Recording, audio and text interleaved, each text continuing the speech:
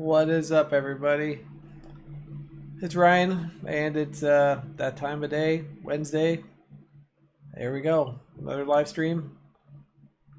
And yeah, as you can see, fighting with the bot and chat. It doesn't seem to like me. It's been struggling for, I don't know, I think the last 2 or 3 live streams trying to get the bot to work properly, and it's like, nope, just not gonna work today. Which is, it's fine. It's just the way it is. I also, since last live stream, I have stopped the grid pattern, or did a new background without the grid pattern moving into background.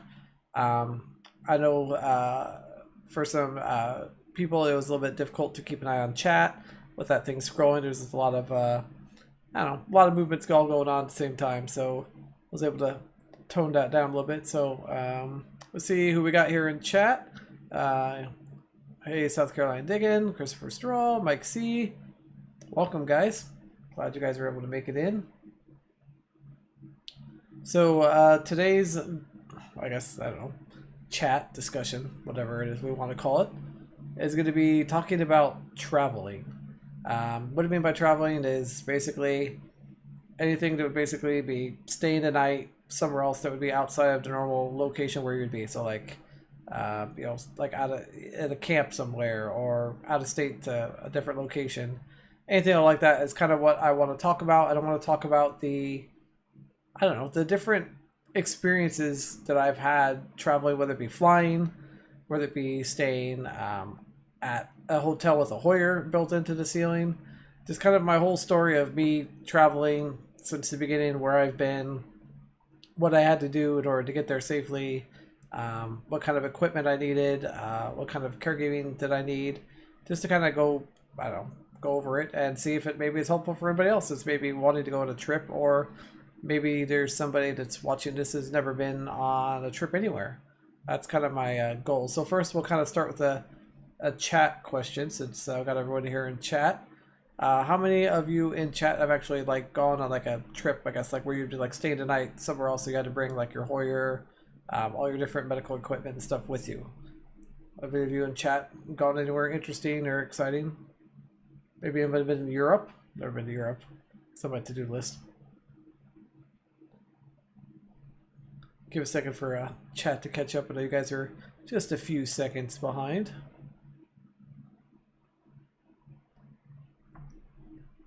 Maybe the bot will start playing nice. Maybe. Probably not.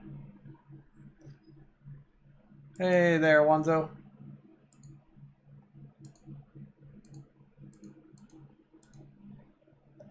Huh.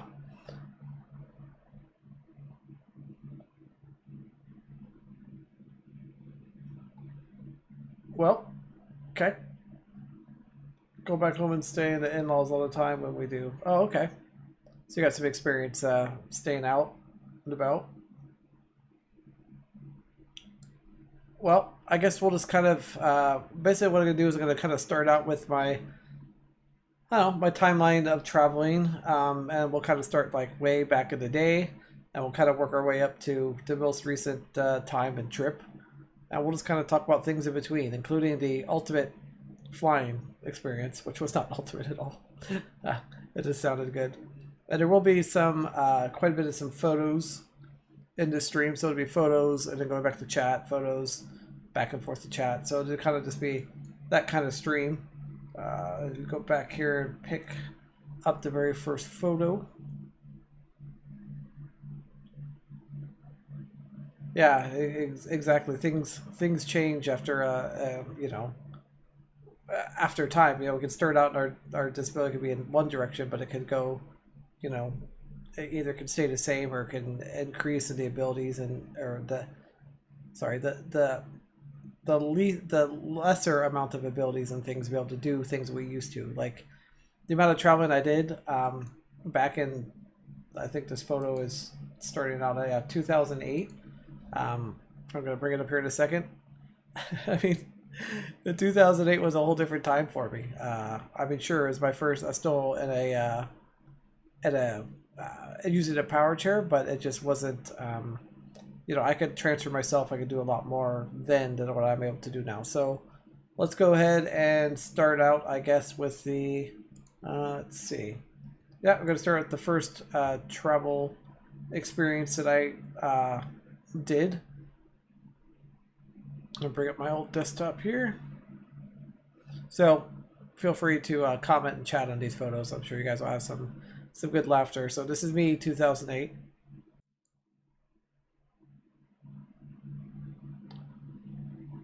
There we go.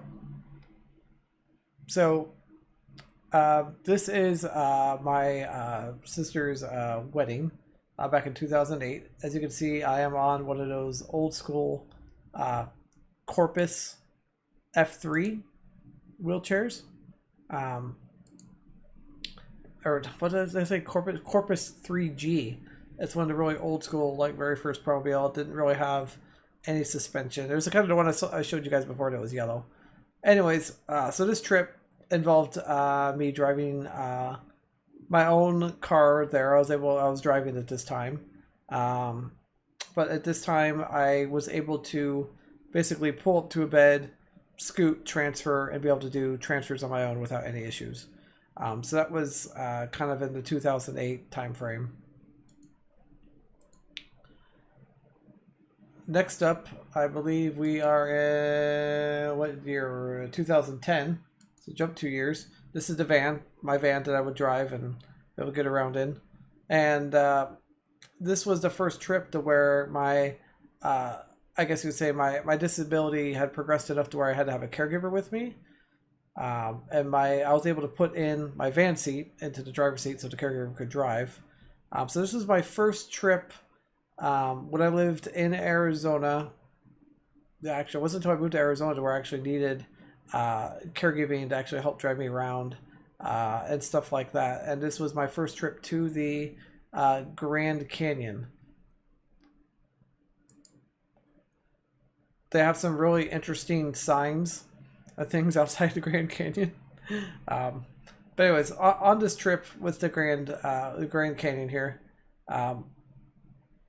you can see I'm not in the old school like 3G style chair. This is the newer style chair. This is a point in time where I could transfer kind of on my own, but still needed help. I could still pull up next to a bed, do anything like that. But what I didn't realize is when I went to, when I went on this trip in 2000, what did I say, 2010? Yeah, 2010. I didn't realize that Flagstaff, Arizona, which is where our hotel was 9,000 feet elevation. And that's the first time I've ever noticed that I had really bad issues breathing. I was using a CPAP machine at the time. And I didn't really realize how difficult it was for me to breathe or have any lung issues until then. It was quite, I don't know, it's just something that I didn't even think about that would be something effective. It was kind of like the first time that my disability is like, hey, I'm here. You know, you're having a hard time, breathing. So on this trip with the caregiver, like I said, she was driving. I was no longer able to drive. I still had the van, but I wasn't able to drive. One of the things we didn't plan for was the right amount of clothes, because in Arizona, this looks like a beautiful blue sky, but within, I don't know, probably 2 hours of this photo, the sky went completely to gray. It was downpouring rain, and we were probably about 2 miles away from the car. So by the time we got back to the car, we were completely soaked, and we did not pack enough clothes or anything on that trip. It was just, yeah, a really bad time. Has anybody in chat been to the Grand Canyon or seen it? Person? Just asking. Wanzo, you'll have to tell us about your trip to Hawaii. Oh, did the stream go down? Nope, I still see it looks like it's good on my end. Yeah, should be okay. I noticed that my on-screen keyboard's in the middle of the screen though. Let me remove that. Somebody should have told me about that. It's all good, South Carolina. All right, more goofy photos. Me, Arizona, at the Grand Canyon.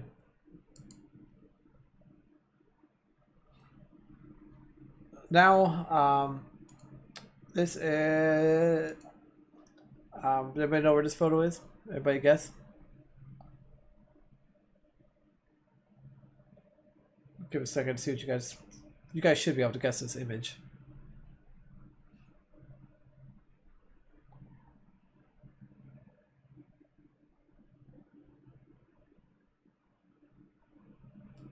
I'll wait for chat to catch up.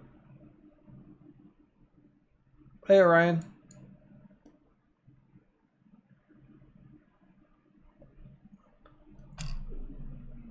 So we decided to take a stop on the way to, yep, the old Hoover Dam there, Lake Mead. Get some photos taken. Yep. So we did this on the way back from the long trip.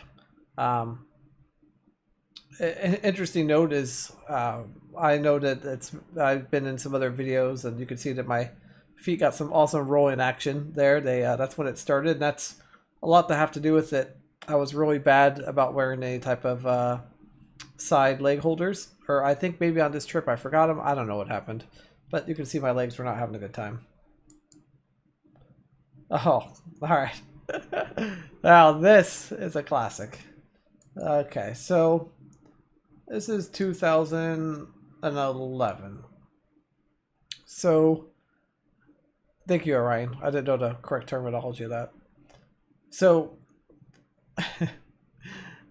basically, after we made a decision that on my 30th birthday that I would go to Las Vegas every single year, all throughout my 30s. Like, it didn't matter what age I'd get to.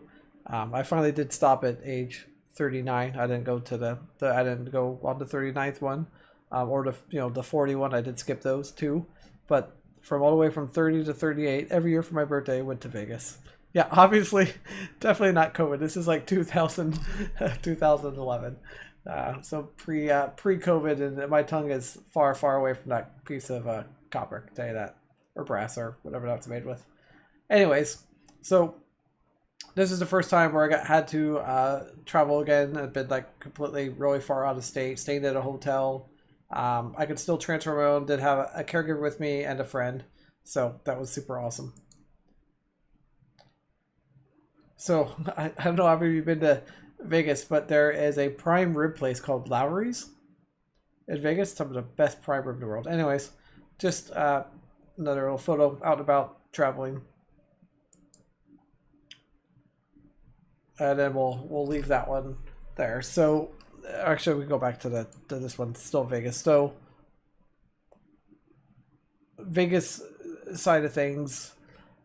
At that time, I didn't have to use a Hoyer yet, or a ceiling Hoyer, or a manual Hoyer, or any type of Hoyer to transfer, which I found out as I started getting more and more progressive, and I needed more assistance to transfer. I did find out that there's quite a few hotels, even to this day, that have ceiling Hoyers built in, which made the rest of my years going back to Vegas after this trip a lot easier. Because by this point in time, 2011, I could still transfer on my own, but I needed like assistance in order to do it safely without falling.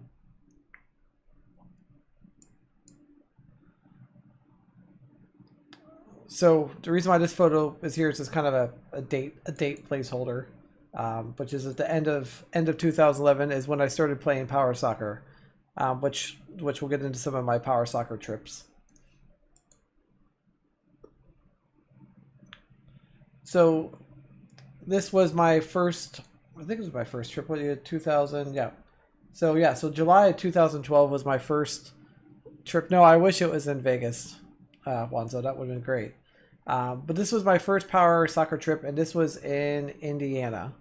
It was the first time I've ever, I guess, really, besides going to Arizona, and actually I don't think I flew with a manual wheelchair. This is the first time I flew with a power wheelchair. So not only did actually I think I just flew with this chair. I don't think I took two chairs. It wasn't until later on that I ended up taking two power chairs. So I had to take this wheelchair, and then they stored all of our metal guards down below. It was quite an experience traveling with that many people. Um, and it was the first time I've traveled with a group of other people in chairs.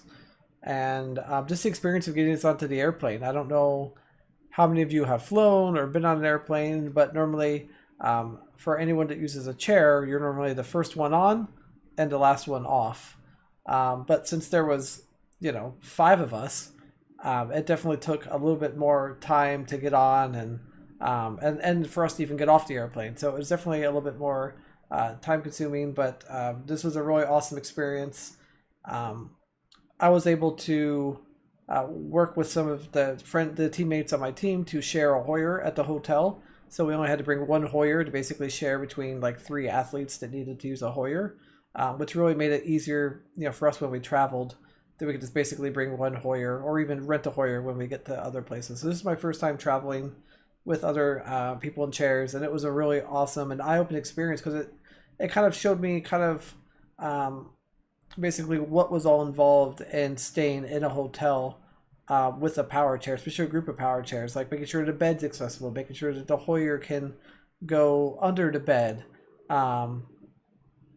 making sure that the bathroom's accessible, that the Hoyer can move around and be maneuverable inside of a bathroom, which I'm sure some of you have all dealt with, being in a bathroom that's not accessible at all, and you can't even get your Hoyer in there if you're hanging from it. So that was my first trip, like I said, with a group of people in power chairs. It was a real eye-opening experience because these guys have been doing it for a while now, so they kind of already knew what to expect, and they already kind of knew what hotels to look for, that kind of thing. So yeah, so that was that experience. Let's see, catch up here on chat. So Christopher Stroll managed to do that to my ankles over the last couple of years as well. Yeah, Chris, I've been thinking about maybe going and I'm going to bring chat back up so people can actually see what's happening on chat. So, yeah, that's definitely something that's, my ankles slowly got to the point where they just kept rolling and rolling and rolling, and now it's basically the only thing I can really do is maybe go and get the tendons cut. That's something I've heard is like surgically they go in and just cut the tendons, and then you just have to kind of wear like some sort of bracing or something to keep your foot in that position after it reheals. I don't really know if you've thought about doing anything. I've thought about doing it, but then a part of me is like, I'm never really doing any weight bearing, and my feet have gotten so used to being in that position that it's been okay. So, John, is there power soccer in Vegas? No, sorry, there's not. I wish there was. Talladega chair races. It kind of does look like a racetrack with the lines and stuff there. You're right. Mexico was your first power tour plane trip. Wow, that is being very brave there, John. That's I don't know if I'd be able to do that. To be able to go and not. I mean, John, did you even know if where you were heading was accessible, or that's what I would like to know on that comment. That would be, yeah, I'd be a little scared doing that kind of trip. All right, just wanted to catch up there on chat so people can see what's going on. No? Okay. Well, thought I'd ask. So, one of the things that also happened when I was on the power soccer team is you got really good and you learned how to pack multiple power chairs, caregiver suitcases, and Hoyers all into one car. So I left this photo in because I thought it was hilarious to see us all shoved into a car, basically. And this is how we'd have to get to our tournaments. It wasn't ideal. It wasn't comfortable being stuffed in the car with that much stuff, but it's what we had.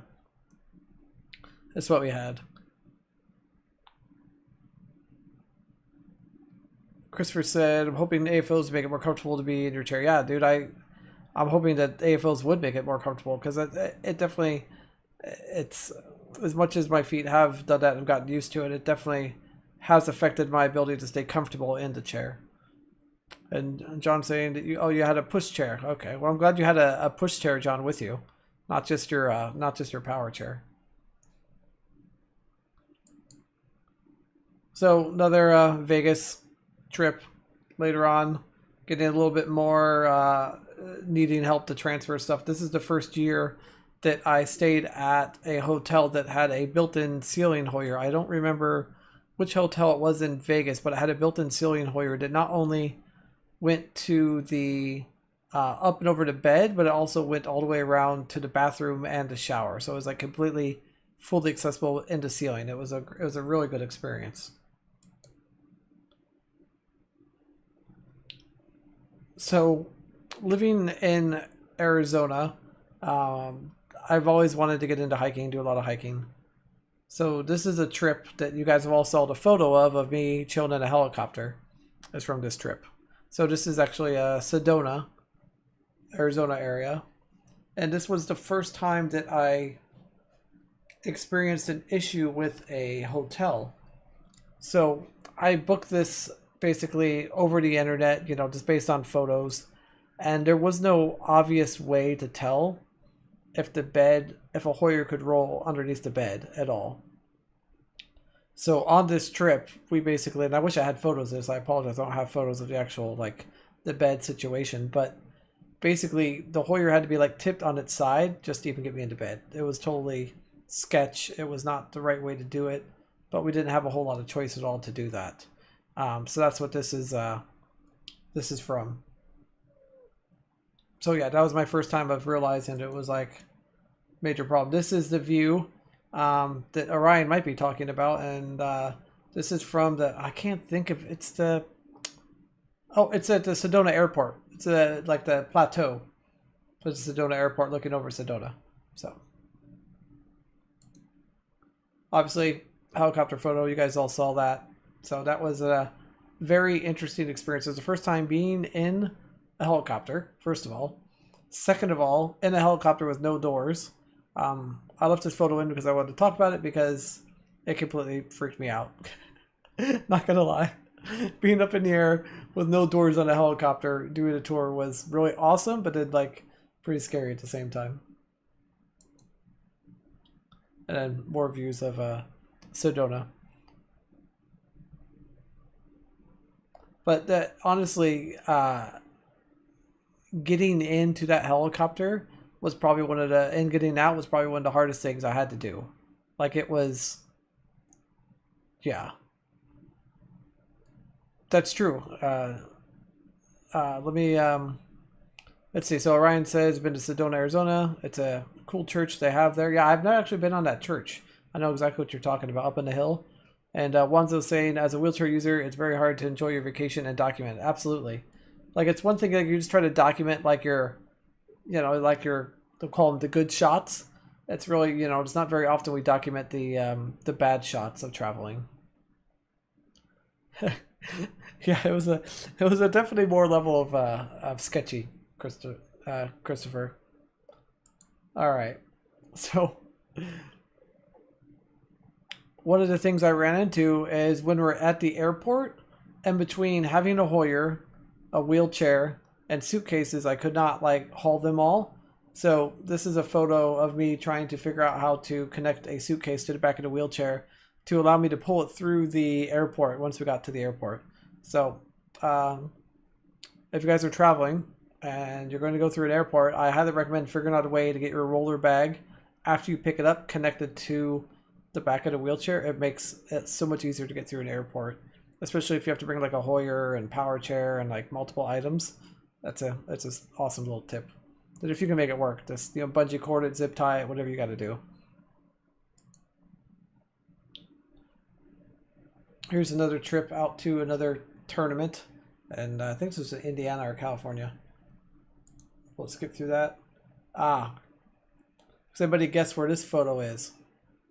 I'll leave it up here for a second. Give you guys a chance to guess where this is. And it's in America, because everyone thinks it's not.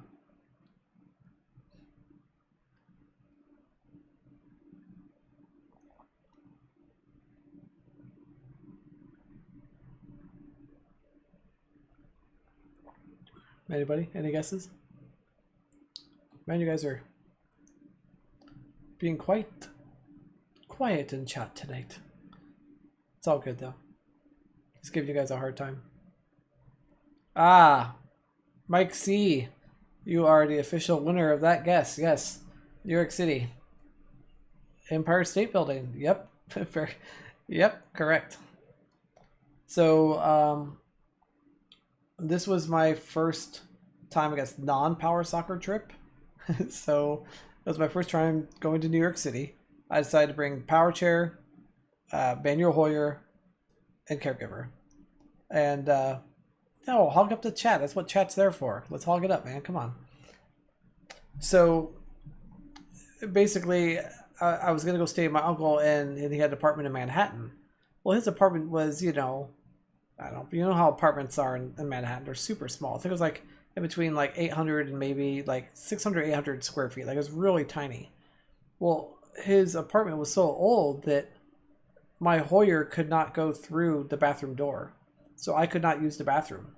So that's something that I forgot to check with my uncle before we went out there about whether or not my Hoyer could go through, a standard, a non-standard doorway. I mean, I know it could go through a standard doorway, just not through that. So it made the trip very interesting for me and the caregiver. We had some interesting things. One cool thing about New York City, though, is the public transportation there is amazing. You can get around anywhere in the city if you're a wheelchair user with the public transportation. That's one thing I was very impressed with when I was there. But yeah, like I said, one thing I didn't check is did not check the bathroom accessibility action. So it's another shot from up top. Wish I had more photos.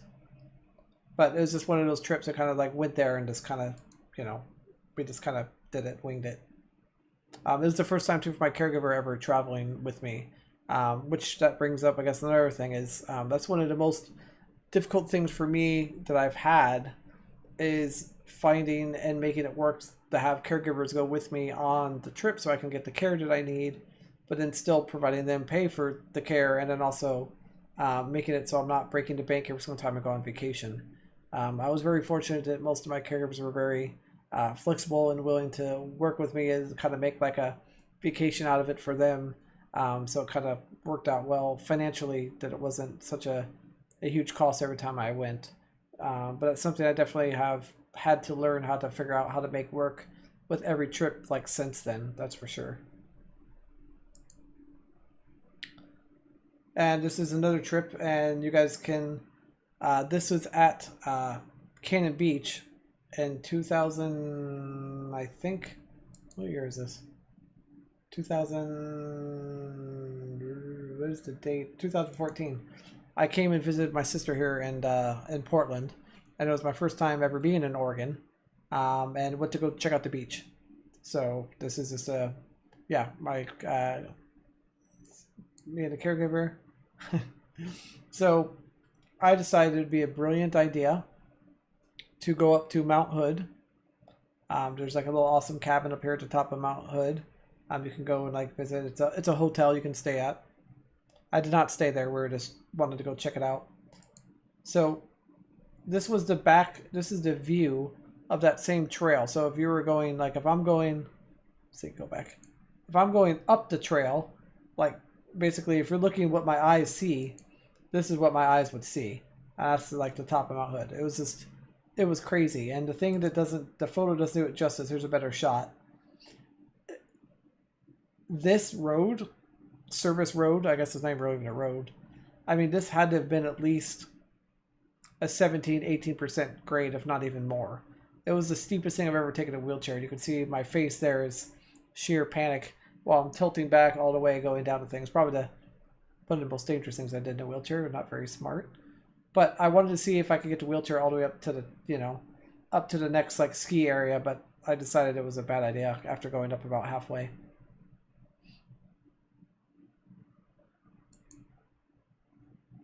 Another power soccer tournament. Lots of traveling to those. So I know why I left this photo in. So this is the typical things I would have to travel with, including my everyday chair. So you got my soccer chair. Obviously, I got to bring my wheelchair charger. The other thing I had to bring and travel with luckily this trip was a road trip, so I was able to bring it, was tools.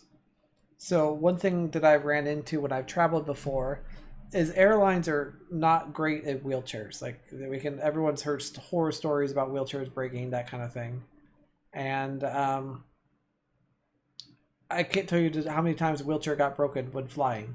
Like I said, this was a road trip, so I was there to bring my toolbox. But in order to bring tools when you go to like a soccer tournament and you're flying is so difficult because they're like, oh, you can't bring this, you can't bring that. Then how much, how many tools you go and stick inside your. I'll bring back up chat again. How many tools you go and hide into your backpack? Like, like where do you go to put that? There's just not a lot of options for any of that. Yeah, they definitely do not like tools at all. So I just learned to kind of just take like the like minimal like Allen tools, like this kind of the minimum tools you can break, but then stick like a lot of them in your suitcase. But when I do fly, even now, I do carry a Allen tool with me. So it's just basically like I don't know, it's like a multi-key, like it's got multiple Allen things on like one little thing, kind of looks like a, like a knife thing, but it's, instead of knives, it's basically just a bunch of Allen keys. And they do let me travel with that. Airlines never has taken that away from me, but that's something that's always happened to me at least once or twice. The airline broke the wheelchair, foot plate's fallen off, backrest is broken. I mean, I've had bolts get completely sheared off on a wheelchair, and I've had to use a zip tie to hold the wheelchair together. So that's another tip. If you guys ever travel with your power chair with airlines, is make sure that you carry zip ties with you. If you ever have a bolt or anything that breaks on your wheelchair, zip ties are totally a great way to be able to save. And yeah, so when it comes to, let's kind of talk about like airport travel. So Orion, that would be great if we could Velcro them under the chair. The only thing about that is they completely examined the chair pretty closely. Not just the one that you're in, but also the one that you're traveling with, that you're having them take. They do inspect it pretty heavily.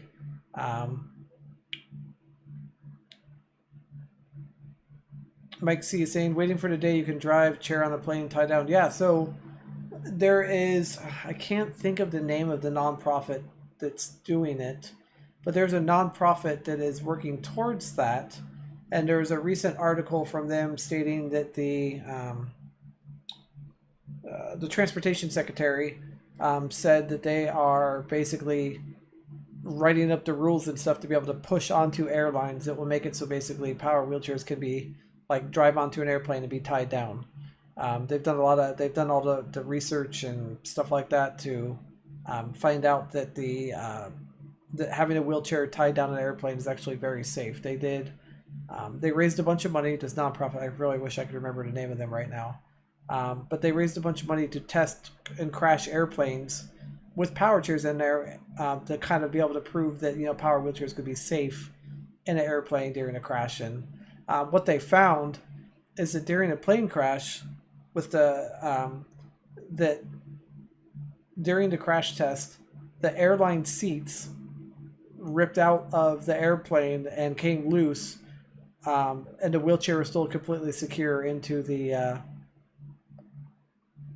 airplane. Like it was still secure, like it didn't move, it didn't go anywhere. It was a really interesting video that they were able to produce and be able to show that like you're safer in a strapped down power wheelchair than you are in an airline seat in that plane crash, which was just kind of crazy to see. It shows how well some of those tie down straps and stuff are made and what kind of forces they can withstand. I guess I kind of skipped over the whole point of actually going through TSA. I don't know.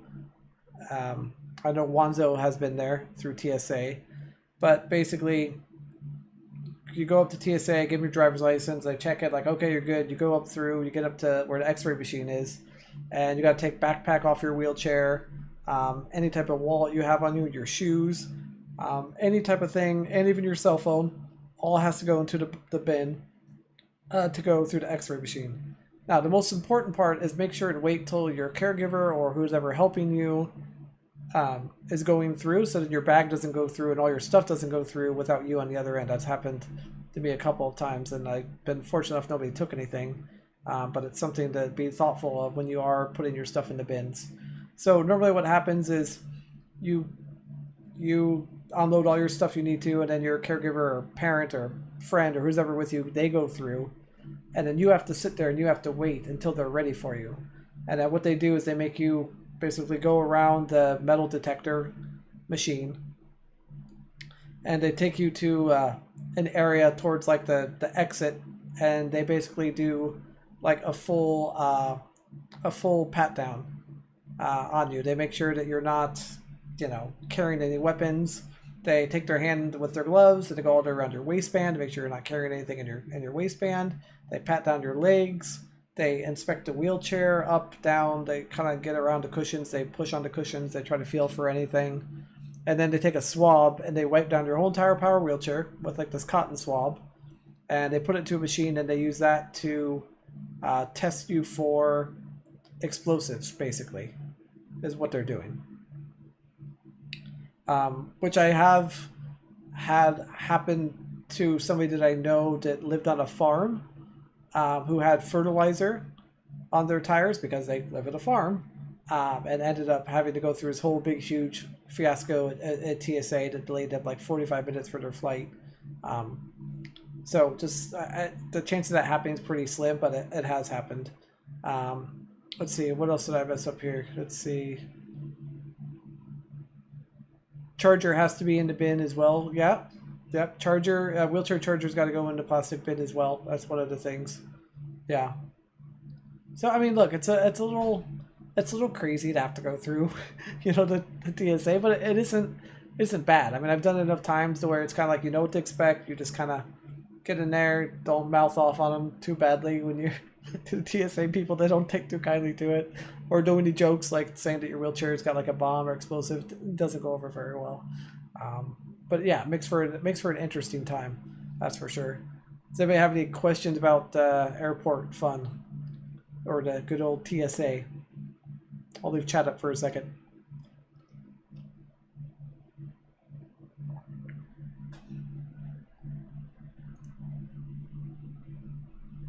I'm gonna check out to see what photos and trips do we have next.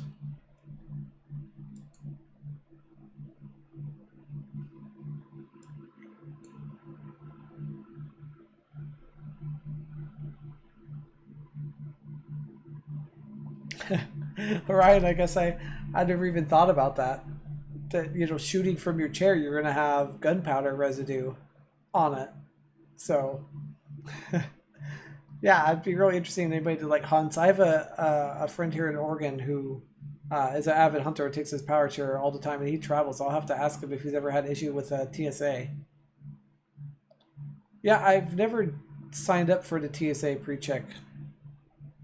I've seen people like get it, like go through, and they get right on through. It's probably a better way to do it. I'm gonna turn my light down a little bit. I look a little out of balance.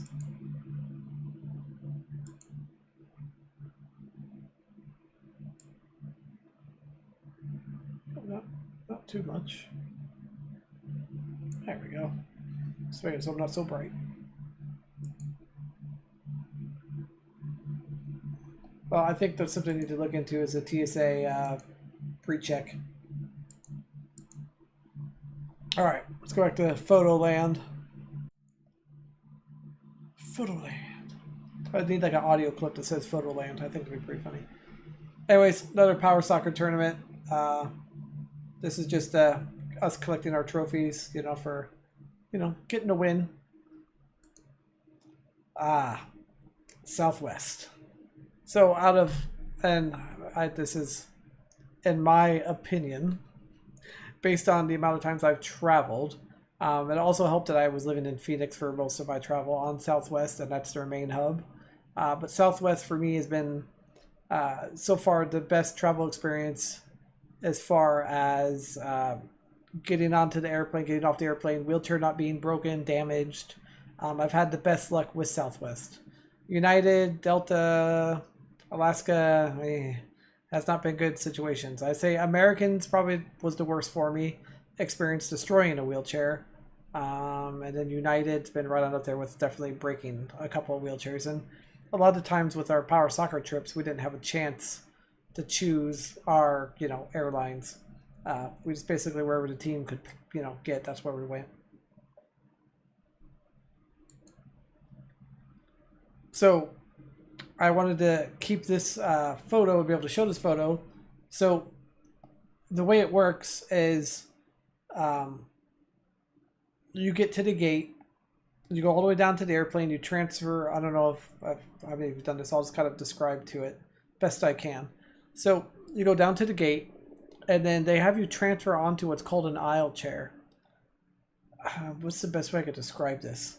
This is basically like a probably a 13-inch or 14-inch like seat with a metal frame on it and wheels underneath. It's just, I mean, you basically like my butt would barely fit on it. Like you'd have to kind of squeeze yourself into it, and you basically get into this really uncomfortable aisle chair because it literally has to be, the aisle chair's got to be small enough it can go through the aisle. So it's not very big. So you get onto this thing, they strap you into it, they bring you into the airplane. Now normally you're the first one on. So what I would always do, for at least for me personally, I would always pick the bulkhead seat. If that was available in the Southwest, you could kind of pick your own seat, so that worked out. And I would scoot myself all the way into the window. Now a lot of people are like, Ryan, why would you like do all those extra transfers and put yourself at the window? And I did that for two reasons. One, not being in my wheelchair, not having lateral supports, I can't keep my legs from going out to the side. So by going all the way to the window, I could get lateral support from the wall, and then from my caregiver or travel partner or who's ever going with me could be the other lateral support. So that's, yeah. And then after they get you all strapped in, they take your power wheelchair to take an elevator down. They bring it out to this guy. He loads it up on this elevator thing, and they raise it up, and they line it up here at the track, and then your wheelchair goes in there. One of the most important things to do when you travel with a power chair is to show them how to put your backrest back, because your backrest on most power chairs is pretty tall. And without them knowing how to do the backrest, I mean, I've had power chairs end up on their side, all kinds of things for them to shove them into an airplane. So if you're able to label, like have like even an instruction manual taped to the seat that says, hey, push this button to put the backrest back, it does help, but there's no guarantee that something bad's not going to happen. But anyway, so this is the wheelchair elevator that they use to load it on the airplane. That's why I left that photo there. Ah, you guys will probably recognize that guy. We won't name names and names, but everyone knows who that is. So this is that, basically, here's the other shot looking the other way inside the airplane. And I'm going to bring the chat back up, and then we'll talk about this photo. And just to give you guys an idea, that ramp right there you're looking at is 12 feet long. We'll come back to that. All right, let's catch up on chat here. Last time I flew was 25 years ago. It was totally ambulatory, and it was a pain. Wow. I mean, flying definitely has... It's a pain whether you're ambulatory or not. It's definitely a pain. Wants to say driving in my van chair is my best option. Yeah. I mean, driving is good, but man, for me, sitting in the car for like such long periods of time to get somewhere far, like back to the East Coast, I'd rather almost take the 5 hours versus like the 3 days of driving. But I mean, it's just, I don't know. I feel like I've done it enough times that the flying part doesn't bother me.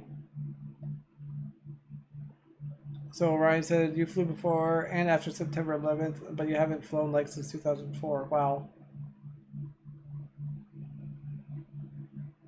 Oh, seriously, dude, landing in Florida is crazy. We got, in that photo that I showed you, we were going to Florida, and the thunderstorms there, we landed, but they wouldn't let us off the airplane for 2 hours because of lightning. They couldn't unload the wheelchairs or the luggage. So we were able to land, but then we had a 2-hour lightning delay sitting inside the airplane waiting with no power wheelchairs. It was quite the trip. I've had them come back on the plane and tell me my chair wasn't going to fly. So I further had to go tell them on how to load the chair in the plane. Wow. That's crazy. I guess that's also another thing, too, is that you know, if you are able to go with somebody or have somebody go with you, is be able to show them on how to do it, because unfortunately they have to kind of be the ones that's got to show the people at the airport on how to do it. And the thing that's frustrating is every airline and every airport is different. Sometimes it's airline owned people that are handling your chair, and sometimes it's airport owned. And that's one thing I did like about Southwest, is no matter where I flew, it was always Southwest employees that handled power chairs. So, but I haven't flown since whenever this photo was taken. So what is this photo? 2017. So I don't think I have flown anywhere since 2017.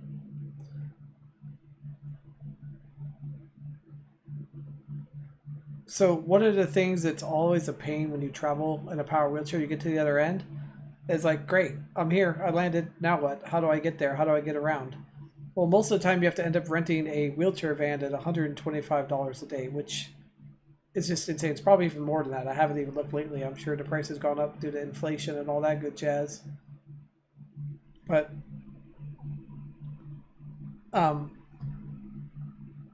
yeah, I mean, $125 a day. I mean, that adds up quickly. And so when I went on this trip with Totally Normal, which I know a lot of you know who he is, we had a friend who ended up getting, excuse me, a Mercedes Metris. So the Metris is the small cousin to the, oh gosh, what is the really large Mercedes van? I can't think of the name right now. But this is like the little baby to the regular Mercedes Benz van. So a friend of ours got this for him and his wife to get around, and she's in was using a power wheelchair. Yeah, the Sprinter. Thank you, Chris. Yeah, so the Sprinter van. So this is like the little baby version of this. So he got this for his wife. Well, he didn't want to have to buy a normal van.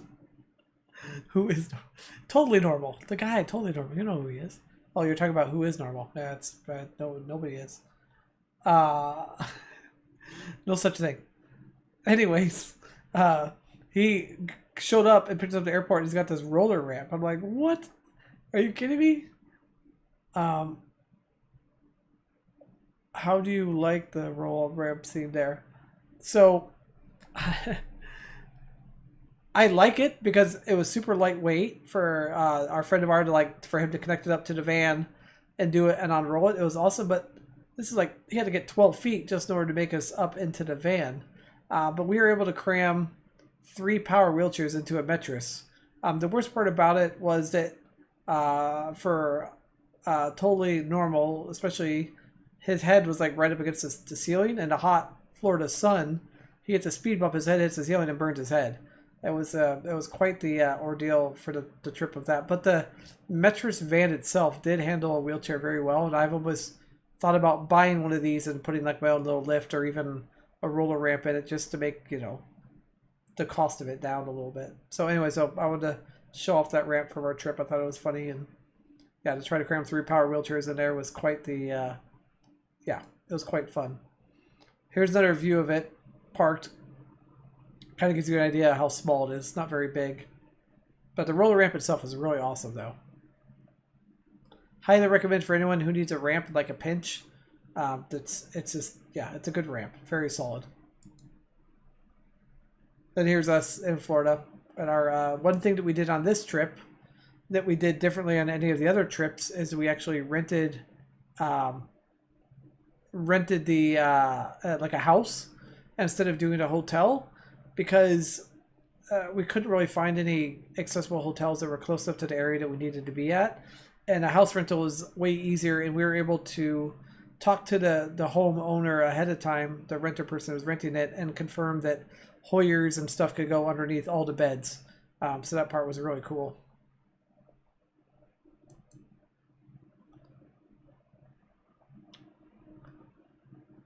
All right, gotta go back to catch up here on chat.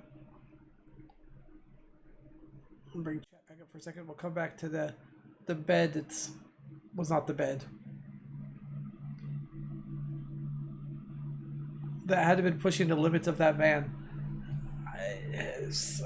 I would probably say suspension wise and maybe weight wise, maybe. But as far as like actually like performance and driving, it actually handled it. I don't. It seemed pretty well to me. Yeah, that ramp. I think it was like 12 feet, the total ramp length. Normal people don't wear tuxes like that. You gotta take it up with that person, man. It's not that wasn't my tux. I think he was just trying to go with the quick stylish, you know.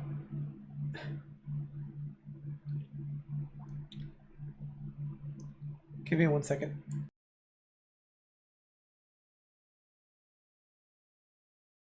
Sorry, I'm gonna tickle in my throat. All right, let's go back to. So one of the main issues I run into when I travel is calling to the hotel. Oh yeah, our room's accessible. Can you go in there and stick your head underneath the bed and confirm that you can get something underneath the bed? Oh yeah, yeah, we can do that. Go on hold. Come back. Oh yes, sir. That room's completely accessible. Won't be a problem to get anything underneath that bed. Well, I get to the hotel, and this is what I'm greeted with. This has happened in more than one occasion. On one of the trips, I wasn't paying for the hotel. Another nonprofit was paying for a hotel. I didn't have none of the other hotels locally were open. Like everyone was booked out. There's like a basketball tournament or something going on at the same time I was there. So they didn't have in a roll like what's it called, a rollaway bed, where it's like the bed they can bring into you. They didn't have one. So I went to where did I go? I went to Home Depot and I bought 4 cinder blocks, and I ended up taking their bed off of the frame, putting the bed on 4 cinder blocks with like the wood, bottom part for the box spring. So that way the Hoyer could get underneath there, and I put their bed like up against the wall, like their bed frame. And then when I checked out the hotel, I told them like, hey, this is what I did. And I told them that they're gonna have to figure out how to deal with these cinder blocks in the room. Like I'd let them deal with it, throw them away, whatever they want to do. But if you guys ever go travel somewhere and you're in a pinch and you're stuck with a hotel room that doesn't have any way of making it accessible for you to Hoyer underneath there, just see if you can get the bed up enough or get it off of maybe whatever box it's on or anything and put it on cinder blocks. It sounds a little weird, but it works. And cinder blocks are like $6 to $10 a cinder block, so it's not gonna break the bank, and you get a good night's sleep.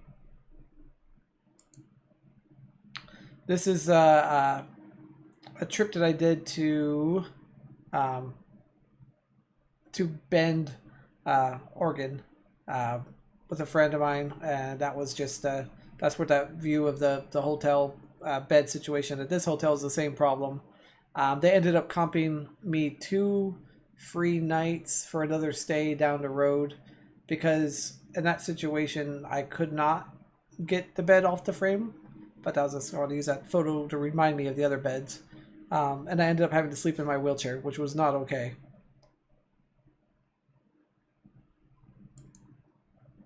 Quick little photo. And this is another part of that same trip where we were at a crater of a volcano. You can't really tell a whole lot, but it's crater. I think this volcano was active like 7,000 years ago. So I thought I'd kind of include it as a cool photo. Forgot to share it with you guys. And this is at the one of the Las Vegas trips I did at the Wynn Hotel.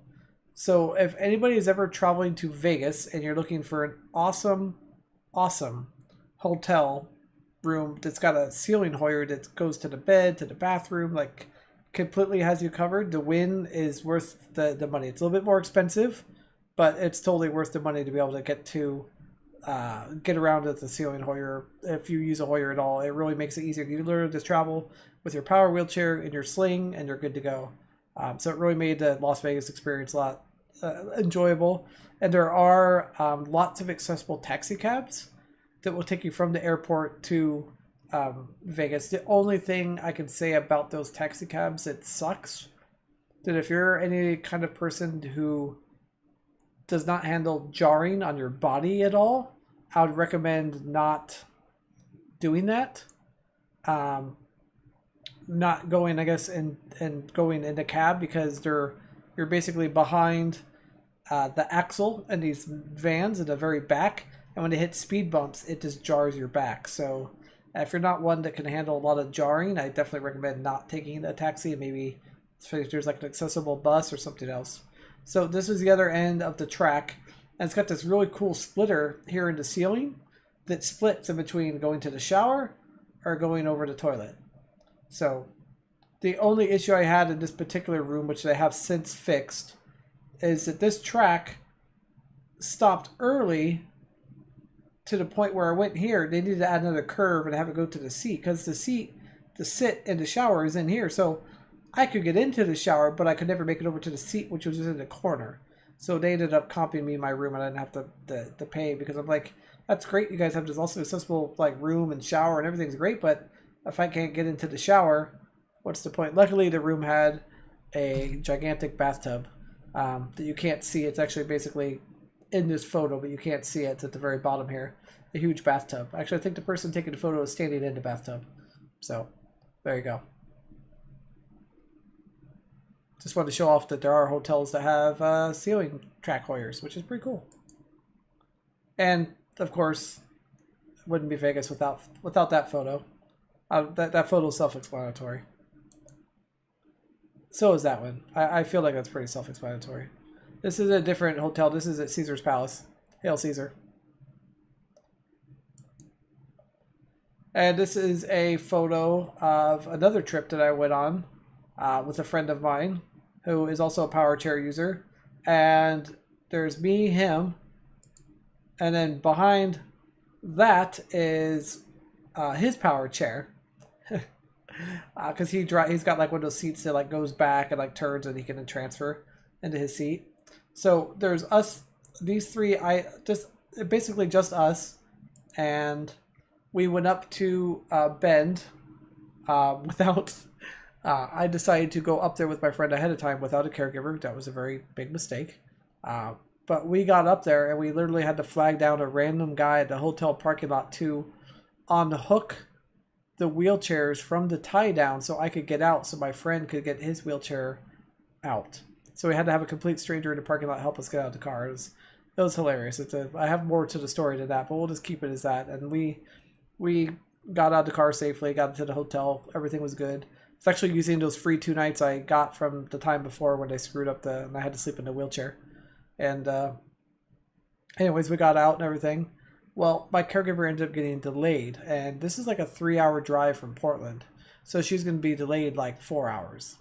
Well, we've already decided to go on some trails and do some driving around and get some drinks and stuff. And at some point in time, I have to go to the bathroom. Well, at that point in time, I couldn't pee on my own. I needed help to have assistance, some sort of like caregiver help or whatever. And so we ended up going to. My choice was either fire department, which I thought, I don't know, maybe a fire department would help in this situation. And it's not that my caregiver wasn't coming; she was just delayed and still stuck in Portland. Or urgent care. So we decided on urgent care. It was funny going into urgent care and it's like, so like I have a strange request. Here's the request that I have, and yeah, let's just say they were kind of confused and didn't know what to do in the beginning. And then they finally figured it out and calmed down, and I was able to get taken care of, and everything was all fine. It was just, if you guys are ever stuck in that situation, if you're stuck somewhere, you don't have help, and you really got to go to the bathroom, I guess urgent care and the fire department seemed to work for me. It's a good story, at least. And then this is the most recent trip, which I think there was some, I don't know if there's ever been a video about it. I know that Totally Normal posted some other things about it, but this is Totally Normal. I went to the beach recently, and this is a photo from that. Yeah, Haystack Rock. And the C300 with air-filled tires. It rocked. It was amazing. And a few days later, after getting home, I got into the chair, and it just smelled like ocean. I was like, oh man, I gotta get this thing clean. Anyways, there's some fun travel, things talking about, things I've been, places I've been. Hopefully this like helps somebody. Like I don't know, maybe it will. I mean, maybe just even having to knowing that there's ceiling Hoyers in Las Vegas, like that to me, I think is just a really cool thing for anybody that wants to go and travel. You don't have to worry about bringing your Hoyer and stuff. Let's see. I feel like I missed a few things in chat here. Christopher Stroll said, "I've come to despise the trend of super high beds in hotels." Yeah, I agree because honestly, the higher they are, if you're a Hoyer user, the higher you got to be up in your Hoyer in order to get onto the bed. So that's definitely difficult. Yeah, that is a pretty cool little setup in the Hoyer system there. Haystack, yep, 2004 is your last flight, huh? All right, we gotta get you back on another flight, man. At least once, or at least maybe even a road trip. I know flying's definitely different. I don't know what I'm gonna do when I don't have any upcoming trips that are requiring flying. I have an upcoming power soccer trip with the power soccer group here in Portland, going down to California. Oh yes, Orion, you're absolutely right. I didn't even think about it. Yeah, even if you don't use a Hoyer, because then if it's not at wheelchair height, in order to try to transfer a manual chair, any type of chair, it's really impossible to transfer. You're right. Good call.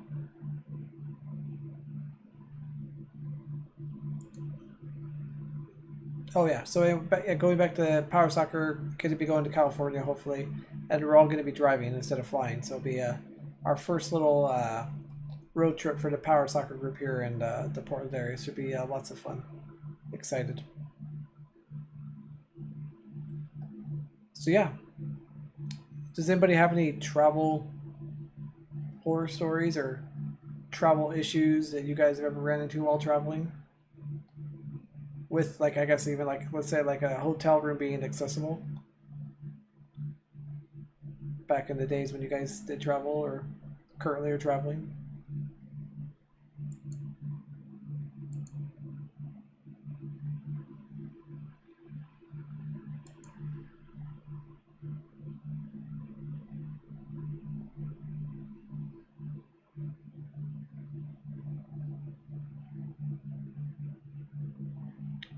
Oh, nice. That's always a state I have not been to. Is Tennessee. Been to North Carolina, down that direction.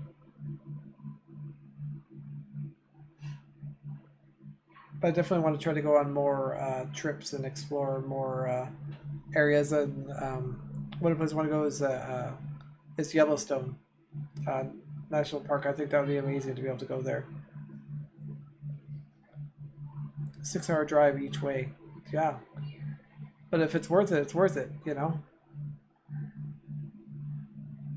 I think our possible upcoming trip to California is, I think, 11 hours each way.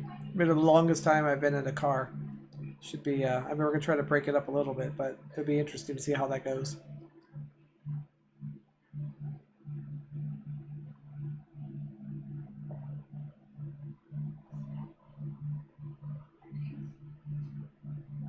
Oh, okay. It's good to know, Wanzo. Keep your wheels turning, channel.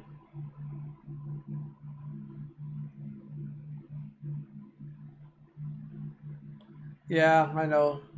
The WWW has been keeping us a lot home and not traveling. I'm a little bit nervous about traveling because of the worldwide weirdness, and obviously going through it and having it once is not something I want to get again. So that part does make me a little bit nervous about traveling and being, you know, I don't know, being around a bunch of other people. But I, I don't know. It's like it's hard to figure out like where's the fine line of staying safe and then be able to do some of that stuff. I'm gonna see if I can find the video that Wanzo was talking about. I can put that in chat for you guys.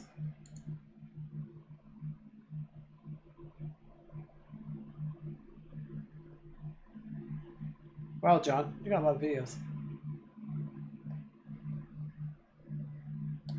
Wanzo, what is the video called? I know, it's my PC fan. Sorry. I thought I turned on noise dampening, but that does not seem to be dampening anything right now, does it? There. I just changed the setting on the microphone. Let me know if that's better on the fan noise. That's the PC deciding it's getting way too hot.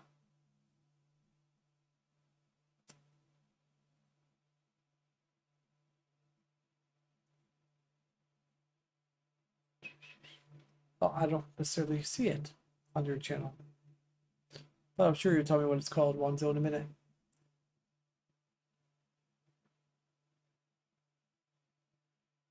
Don't remember where it was, but a hotel staff removed a box spring for us so I could transfer with the seat lift all the way up.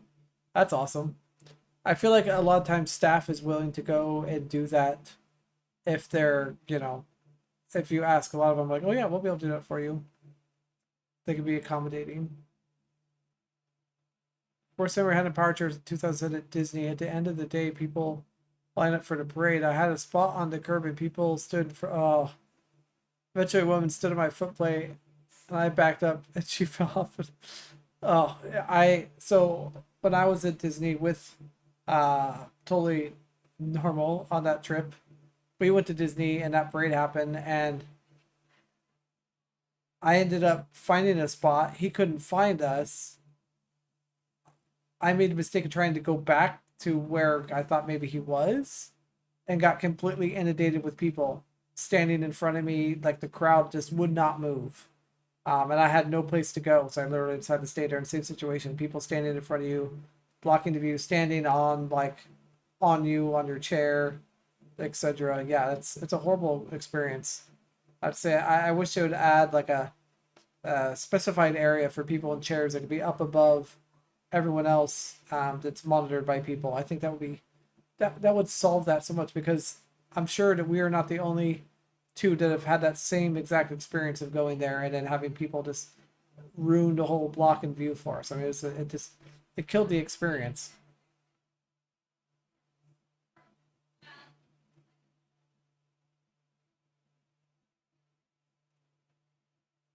I feel hopeless.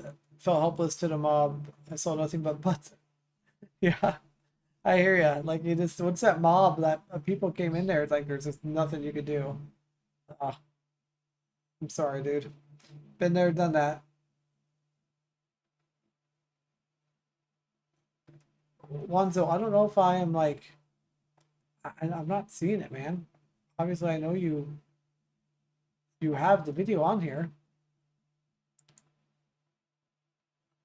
I'm just gonna type in your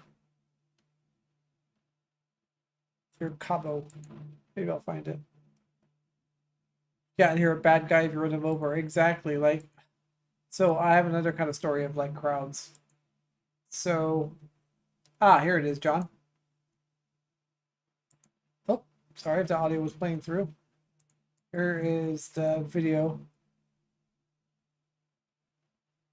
I will put it in the chat.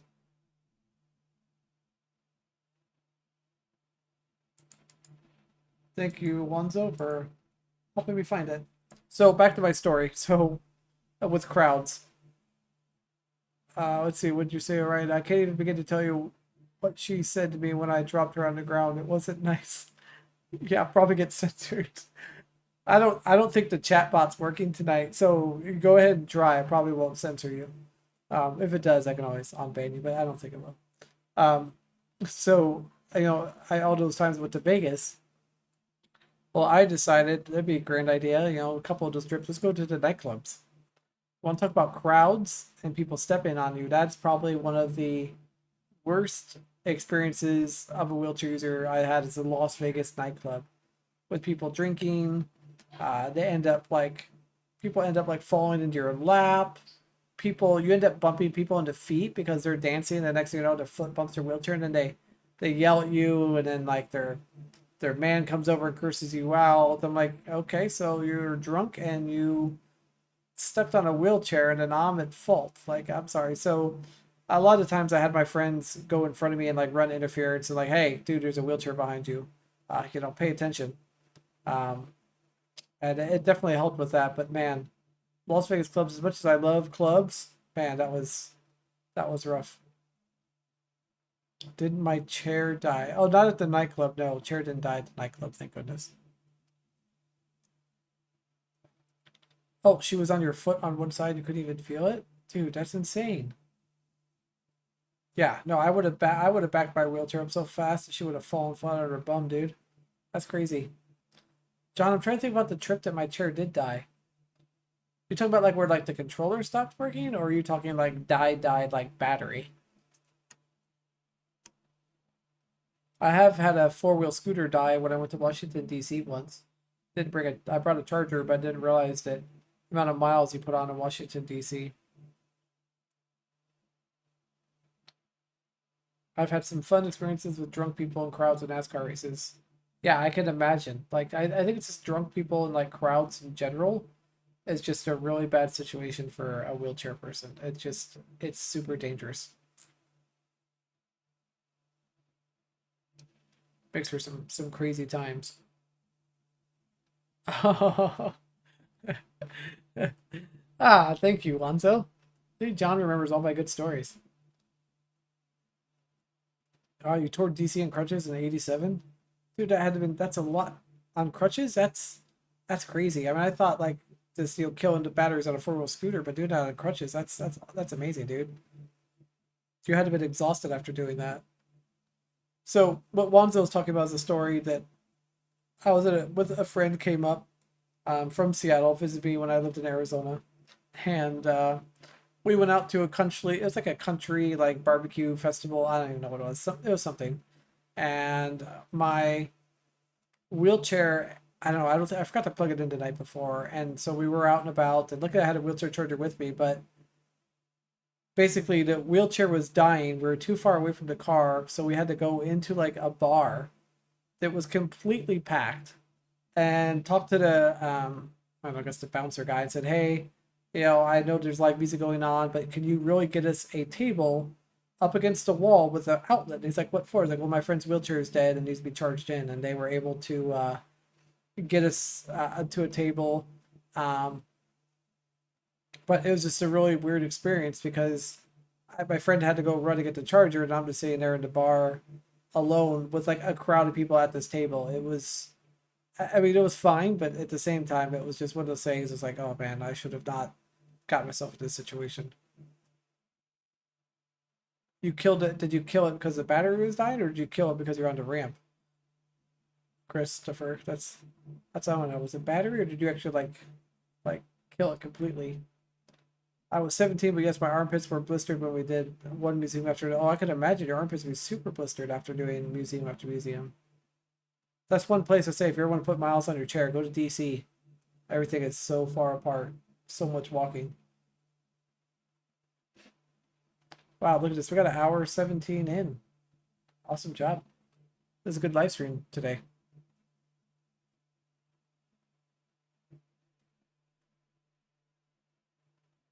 You been at the Father's Day, Michigan 3 years in a row. I was talking about at that time. Okay. Well, I've been to one NASCAR race, and that was in Phoenix. What up there? Wow, you melted the brushes or windings, Christopher. That's crazy, dude. That must have been one heck of a ramp.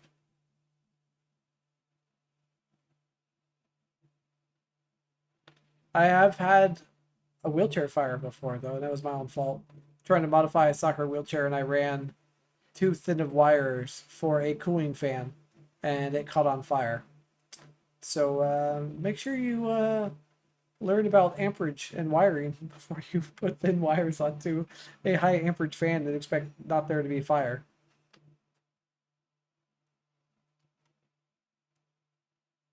Yeah, it is a very interesting track.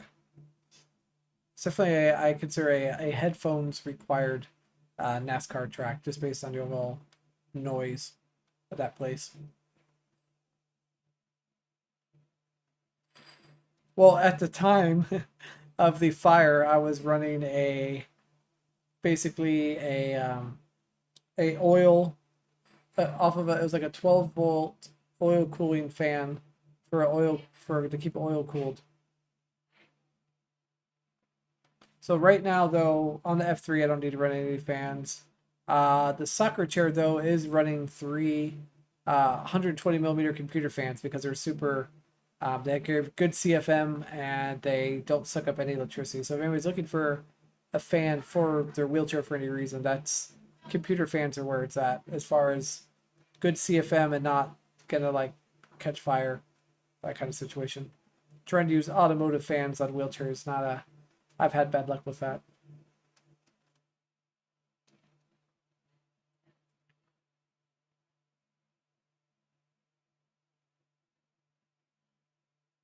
Yeah, most of any of those like racetracks, like parking is so far from the actual like event itself,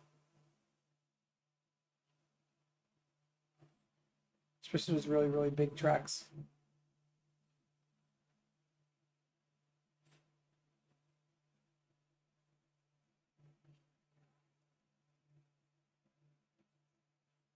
Yeah, I mean PC fans work great. You can get them in cool colors and customization and LEDs, all that kind of thing. Especially if you have a wheelchair that's like overheating or has a lot of heat issues, it definitely makes a difference. I mean, those my soccer chair, the motors in the controller doesn't even get hot. Um, but I have the controller itself mounted on a big aluminum plate to keep it from overheating. Actually, I think I might even have a photo of that. Speaking of that, I probably have a photo. I feel like I have too many photos. I need to cut down on my photo usage. I don't use any under seat lighting, but I do have a whole entire lighting kit. I guess a custom one installed.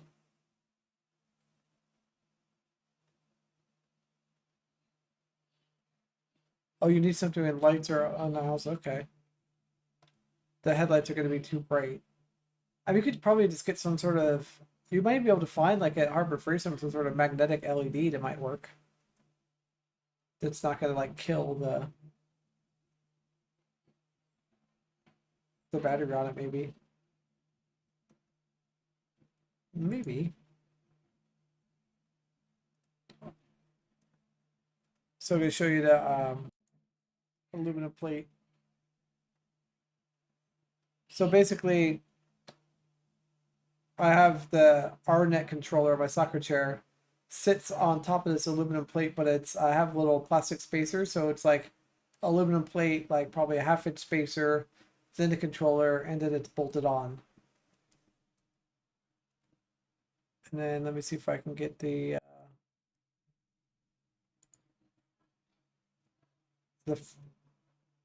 I don't know if I have it with the fans on it.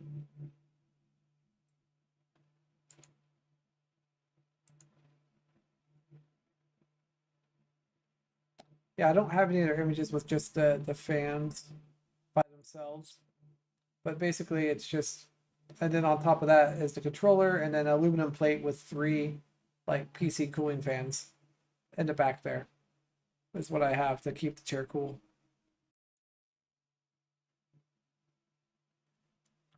So the way that chair is made, and those three fans pull enough air. Um, Basically, they're pulling air from underneath it and sucking it up. It's basically, or sorry, it's blowing cooled air from under the seat down directly on the controller and the middle fan, and then the two side fans get the motors. So I guess technically it's cooling both.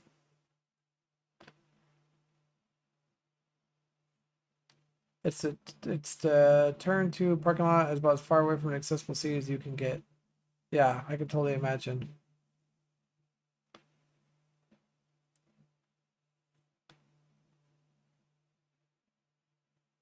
Hi there.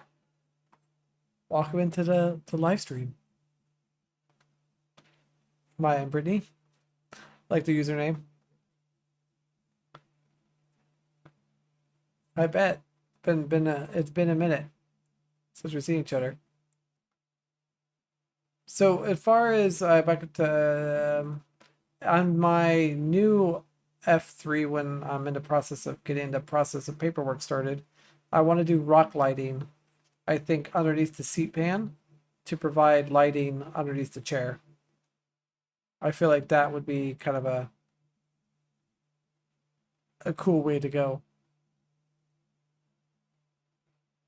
But maybe as far as like lights go that could be quick and easy, I think maybe like a magnetic light would be kind of nice so you don't have to have it permanently wired up. Um, Let me see if I can find my photo of my lights installed and what I ended up doing.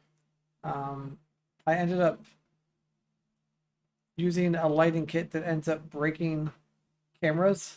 We try to take a photo of the lights because they're so bright. It's like, oops. Didn't mean to burn up people's camera lenses and stuff with them. But the lights are bright enough that it keeps cars in check in Portland when I'm crossing the street at night, stuff like that. They're basically way too bright.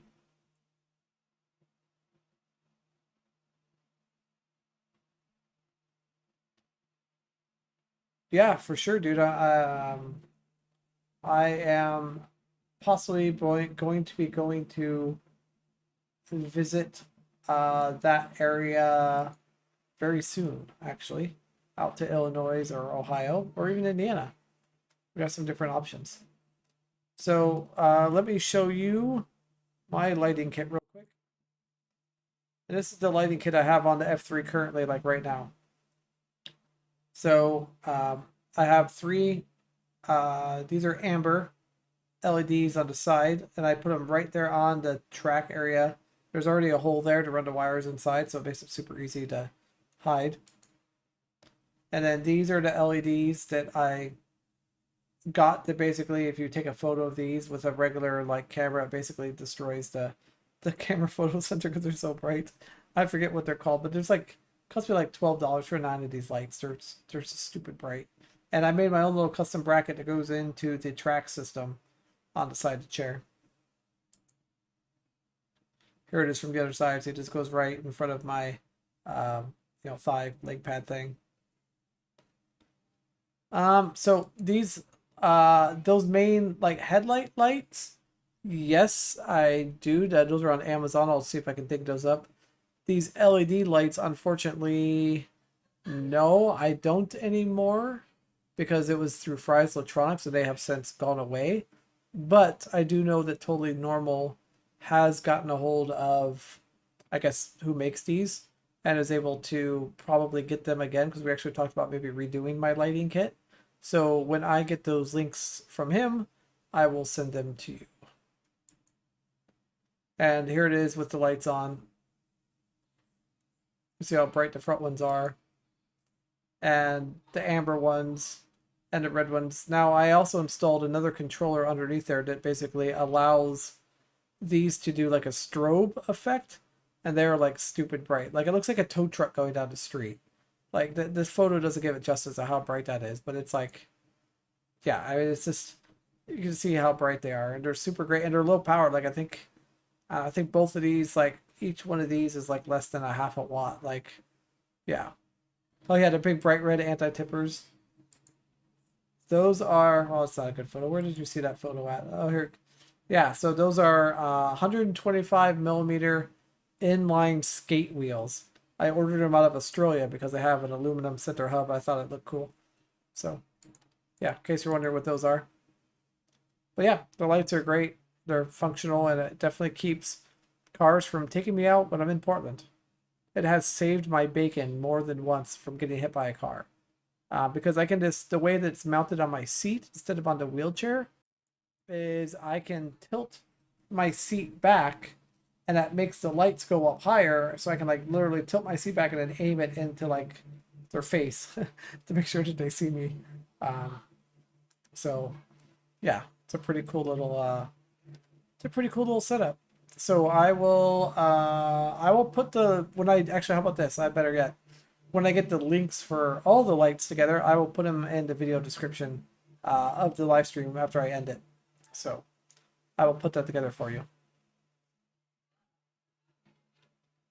Wow, this has been an awesome, very, very productive live stream tonight. And Orion, I will definitely, if I come out that direction, dude, I'll definitely let you know, dude. Lake Erie Islands are a nice day trip from Northern Ohio. Yeah, it's one thing. When I lived in Ohio, you think I would have gone to Lake Erie enough. I lived there for 16 years and just outside of Akron, Ohio, but I never really visited Lake Erie that much. That's actually where I was raised at was Ohio. So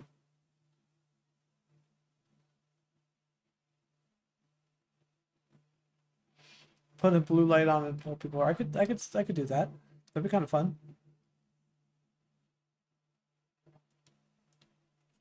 Ah, so I think we're gonna start finishing up here, ladies and gentlemen. Been going on now for oh man, what are we up to now? How long has this been going on? Two hours, right? That sounds right. Yeah, we've been going on I think for like two now. No, not quite two. Sorry, hour and a half. Starting to get the my headphones are starting to tell my ears that it's time to take these bad boys off. I hope my microphone is sounding better. I turned on a different setting to make the fans a little bit quieter, so hopefully my mic is coming through better.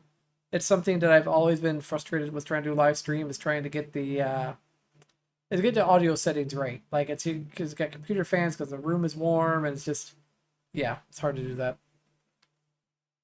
Yeah, you guys are thanks for sharing pics. Absolutely. It's kind of like story time with Rye. No, we're not going to start that, but that does actually sound kind of nice. Akron's like 2.5 hours. Okay, nice. Yeah, of course. Glad I could. Like I said, I really hope that this information is helpful for somebody. If anybody ever has any like questions about traveling, dealing with the TSA, flying, driving, any of that fun stuff, feel free to hit me up at any of the lovely social media names located down below on screen. And make sure you guys like, share, subscribe after watching this video. I appreciate that. And yeah, everyone have a wonderful rest of the week. I know we're halfway there. Got through Hump Wednesday. Now we just need to get the. You want to go to Vegas just for the room, right? I told you that hotel was just it was amazing. Actually, I think I might want to do another Vegas trip just to be able to experience that hotel room again. And honestly, that hotel was the first time I had a bath. Like, well, I had baths, but like in a bathtub in like 11 years. It was the most awesome experience ever. So if any of you have been stuck having showers for the last like XYZ years and you haven't had a chance to take a bath, just having the Hoyer system that can drop you down into a bathtub, it's amazing. It's worth the dollars just for that. Just remember, stay away from the nightclubs. Get stepped on, pushed into, yelled at. Wheelchair life. Anyways, well, like I said, glad everyone was enjoyed the stream. I hope this is helpful for somebody that watches this on the replay, and I will see everyone again next Wednesday, if not sooner. So, all right, everyone, have a wonderful night and a good rest of the week. All right, take care, everyone.